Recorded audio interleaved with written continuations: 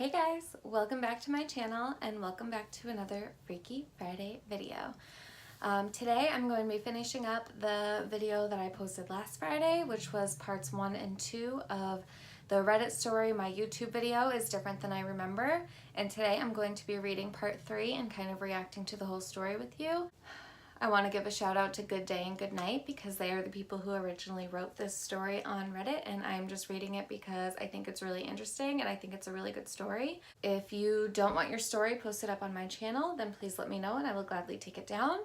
I would like to give a really quick disclaimer. I have not read the entire part 3 of this series. Part 1 and part 2 did involve suicide, and I know that this one does involve violence, but I don't know if it involves death. Don't forget to go check out my last video, which is part 1 and part 2, so that you know what's going on in this video. And with that being said, let's go ahead and get started. My YouTube video is different than I remember, part 3. I thought things couldn't get worse than Emily's death, but I was wrong. So wrong. Tyler had arrived at my mother's house in tears. Despite the puffy eyes the last time I had seen him, he had seemed put together. Now, he didn't even try to hide how he felt. My mom and I were watching Peter Pan, which was my favorite movie growing up, when Tyler knocked on the door. Upon seeing his face, I wrapped my arms around him and gave him a tight hug. I began sobbing again too, and encircled in his warmth, I could feel his little hiccup-like breaths as he silently sniffled. "Can we go outside for a bit?" he asked when he could stop crying long enough to spit out the words. I nodded. My mother's house is in the country, far away from the city light, and on the shore of a small lake. After my parents' divorce, they sold the wretched house with too many dark memories for them and moved to opposite sides of my hometown. My mother loved the water and always dreamt about owning a house on a lake. My father had despised the idea. We sat on the pier for a long while, looking out over the water and listening to the crickets singing their songs. My feet dangled without socks or shoes and felt chilled from the crisp autumn air. "Would you two like some custard before Letterman's closes?" My mother's voice made both of us jump, even though she said it in her quiet, calming voice. I hadn't heard her walking towards us. Whenever I came out to visit my mother, we always got custard at Letterman's. It's a small, family-owned business in the downtown area of town, which is more or less a small strip of road at the railroad crossing with a bar, Letterman's, a diner, and a couple of businesses that never lasted more than a year. I nodded. "Thanks, Mom." She gave both of us kisses on our foreheads. It was something that I always despised, but I put up with because it came from a place of love. Tyler and I sat for a while longer in silence after she left before he spoke. "Something feels wrong about Emily's death." The words seemed difficult for him to say. "I know," I said. "She shouldn't be gone." That's when I wanted to slap myself. The voicemail. I began pulling out my phone as Tyler said, "It's more than that. You know how people say that things happen for a reason? There's this feeling I can't get out of my head. That she wasn't supposed to die." "Tyler, everyone feels like that. It's just part of the grieving process." My words conflicted with what I had felt as I pulled up the voicemail. When I saw it was still there, my heart nearly leapt out of my chest. Finally, more confirmation that I wasn't crazy. "I think you should listen to this," I told Tyler. He gave me a questionable look. "What's this about?" He took the phone from me and saw who it was from. He was silent for a few moments. "Emily." He said her name like it was from a foreign language. I nodded slowly. "Just listen." After he had listened to it, his eyes started welling up again. I don't understand." I didn't know what to say to him, so I let him process it for a moment. "I'm not exactly the most talkative person in the world." "I saw her body," he said quietly, in almost a whisper. Then, I saw her. I saw her hanging from that fucking noose." His voice raised to a shout. "I saw her." The crickets around us stopped chirping. I put my hand on his back as he sobbed. Again, I didn't know what to say or do, so I kept my hands there and looked out onto the expanse of the lake, the moonlight reflecting off the water. I zoned out for a few moments, trying to think of my own explanation for the voicemail.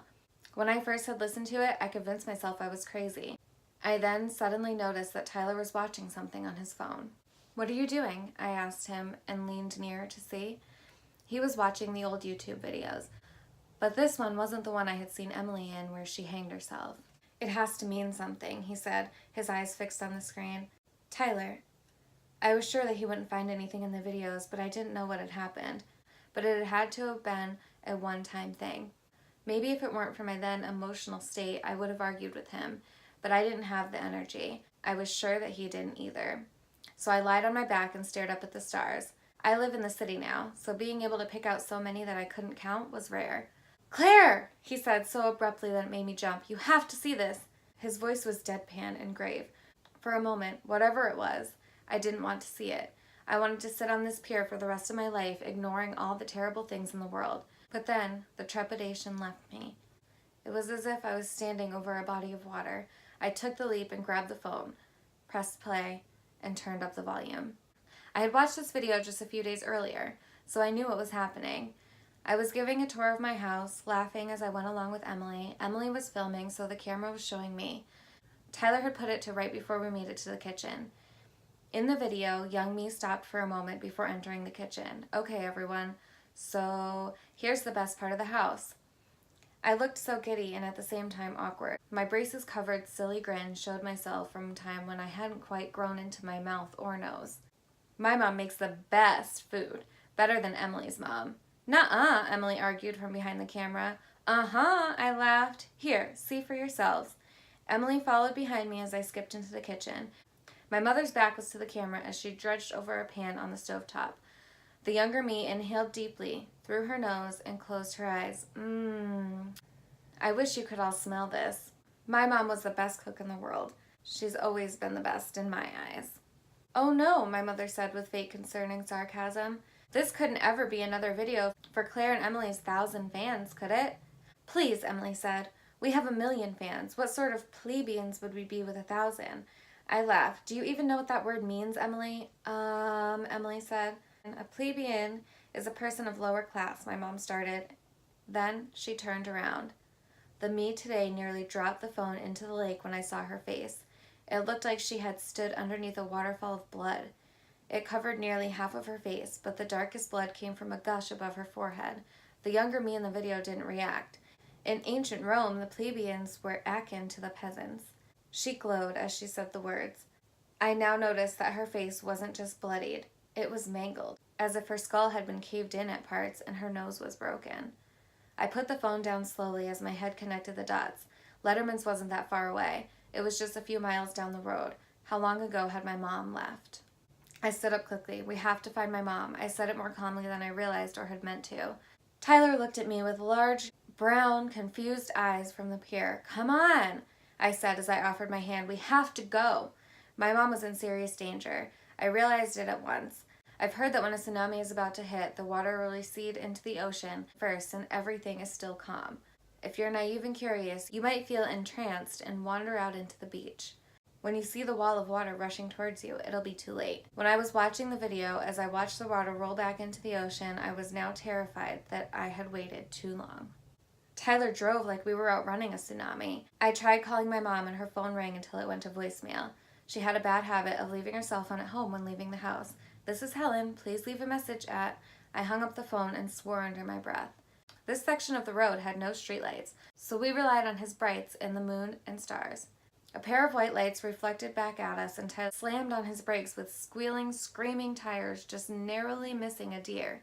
He swerved around it just in time. He took a moment to breathe. Then his car roared as he laid on the gas, speeding through the empty country roads, and finally, the lonely red lights as we neared closer into the downtown area. He blew through a stop sign, and a car that had just started going through laid on their horn. I screamed, seeing the headlights coming for us. Tyler didn't stop. He had to keep driving. It didn't take long to reach the downtown area, but it felt like ages. That's when I saw the police lights, red and blue, flickering like hell's fire. "No," I said, "this can't be real." I looked at Tyler, pleading. "Please, tell me this is a dream. Tell me this isn't real." His eyes were soft. Tyler wasn't a big talker either. That had always been Emily's job. He slowed down as we neared the lights. It was only one police car, and I struggled to see through the bright flashing lights amongst the darkness. Tyler slammed on his brakes again when a police officer holding out a hand for him to stop came into view. I ran from his car, past the officer, while I ignored his yells to stop, and down the ditch to where my mother's car lay upside down in the grass. The The little rusted minivan that had brought me to softball practice with my friends and picked me up from grade school was crumbled in a heap like a ball of paper. I screamed for my mom as I ran near, but I stopped in my tracks when I saw something that I wish I could never have seen. One of the headlights was still on, and in its bright glow was my mother's mangled, bloody body, like an exhibit in a museum. A man was hunching over her, giving her chest compressions, and another woman watched while biting her lip. In something out of a movie, I fell to my knees in front of the lone, bright headlight. It was as if every muscle in my body had failed me. I already knew the chest compressions would be for nothing. I didn't want to look up.